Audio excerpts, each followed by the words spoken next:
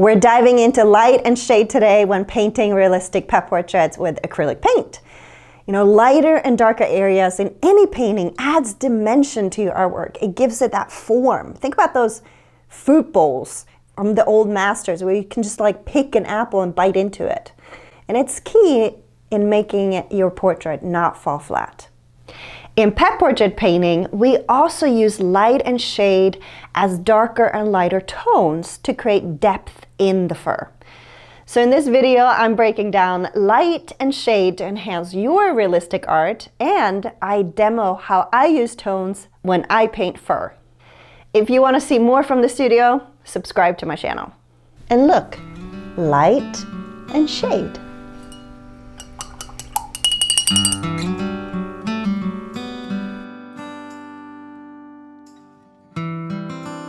Hi there, I'm Eriksdotter, and I specialize in painting custom pet portraits that lead the client to a place of healing. If you're looking for more in-depth training, I offer those on my site, and you can find those in the link in the description below. When I think of light and shade for a pet portrait, the first thing I look for is where the light source is on the main reference photo. So for example, if we're looking at Tasha's portrait, we can see that the light is hitting Tasha's fur on the left side of her body. And this is clearly seen by the lighter and more accurate hues of her fur. We notice some light on her nose, her gum, and a bit of reflection in her left eye. We also notice that the light is coming from behind, and we see that on the top of her head, the light on top of her right ear, and a little bit on her neck. Then we see the shaded area on the right side. We see that her nose is darker on the right side, so her gum and teeth and her eyes doesn't have strong reflection in it either because of that light source is coming from the other side. If you're painting off of a reference photo, this is one of those questions you'll ask yourself. Where is that light coming from, and can I work with it? And will it make for a great painting? I try to play around with the light levels a bit in Photoshop, so I made the shade a bit lighter here. This was also something my client wanted. So the final portrait doesn't have as much contrast as this photo has between the light and the shade. If you watched the video on sketching a dog, you may recall that I used a few different photos of Tasha to make this painting realistic. Using the light and the shade will allow the shape of the dog to come through as a whole, as well as with the cat. And you can emphasize this in the background as well. So paint lighter areas where the light is coming from, mimicking the light and the shade from what you see in the portrait. When we talk about light and shade, I also want to talk about value. The value is how light or dark a color is. So if we make this painting of Tasha black and white, the shades of gray are the different values or tones. And you'll see a range of lighter to darker grays here. So while we're no longer talking about the lighter shade of Tasha versus the shaded side of Tasha, we're talking about the same thing, using lighter and darker tones to create depth to a painting.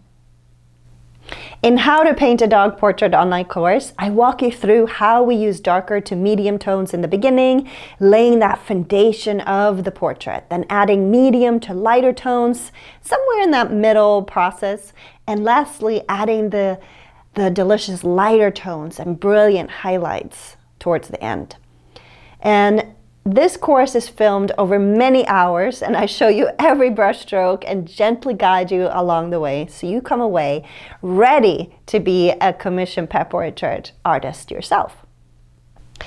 To illustrate light and shade and how I use it to add depth in the fur, we're going to pick up where we left off in the color mixing video, where I showed you how I mix the colors I typically use when painting pet portraits.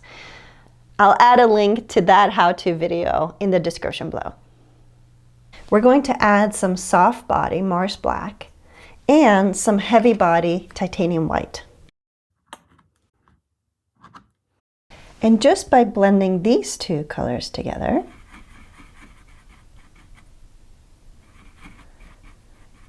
I can get all the color hues, the tones that we saw in Tasha's black and white painting.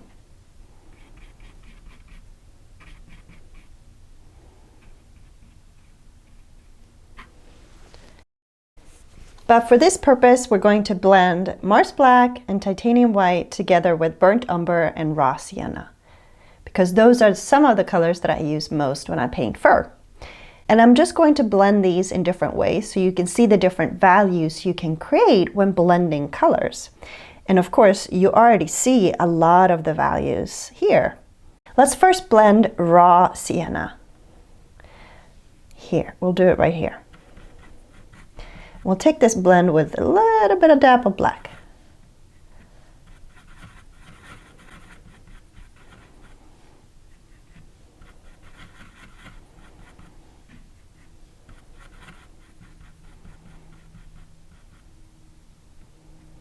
Then, just using the black that I have on my brush, we'll use less black, and this is the medium tone. And if I use then Titanium White and blend it with, it's that lighter tone. And if I clean off my brush and get white and just a little bit of Raw Sienna, an even lighter tone. Then we have Burnt Umber. And adding just a tad bit of black here,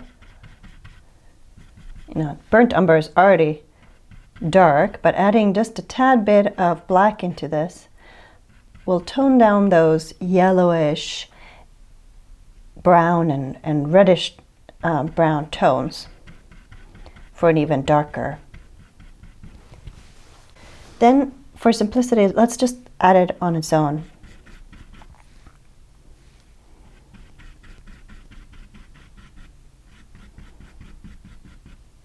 And now let's mix it in with a little bit more white for creamier. And you'll see how there's a grayish hue to this.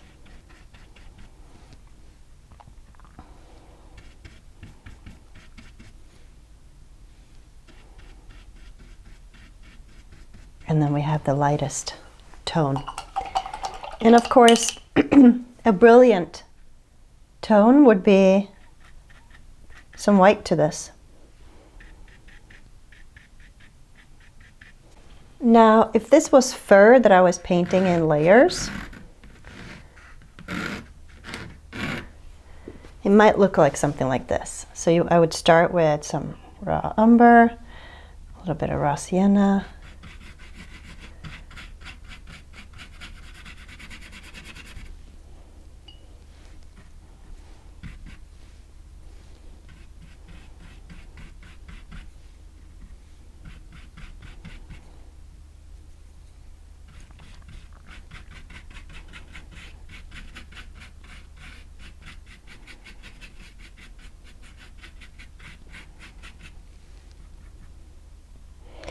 now for some medium tones.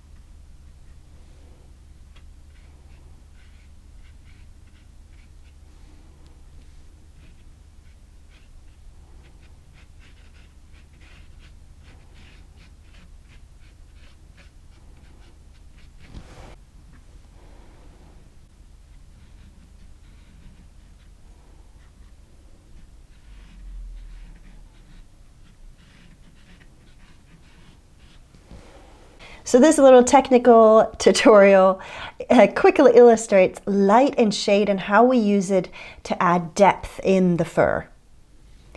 So we have Burnt Umber in the bottom. We got then as a darker tone, we got the Raw Sienna mixed with Burnt Umber as the medium tones. We added a little bit of white to kind of mute the color a little bit to get the grayer tones into it, and then added some unbleached titanium, but also some titanium white to add some brilliant tones onto here as well.